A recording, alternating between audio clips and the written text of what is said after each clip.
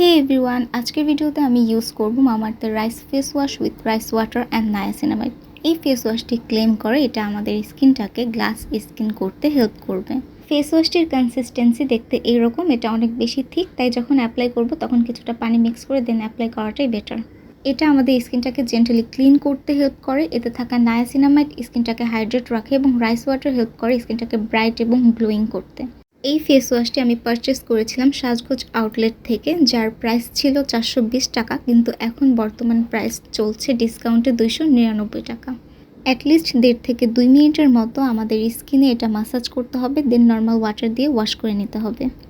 ফেসটাকে wash করার পর আপনারা দেখতেই পারবেন আমার ফেসে ইনস্ট্যান্ট একটা ব্রাইটেনিং এফেক্ট দেখা যাচ্ছে, প্লাস আমার স্কিনটাও কিছুটা গ্লাসি লুক দিচ্ছে। সো এতদিন আমি যতগুলা ব্রাইটেনিং ফেস ওয়াশ ইউজ করেছি তার মধ্যে এটাই বেস্ট, তাই আপনারাও ইউজ করে দেখতে পারেন।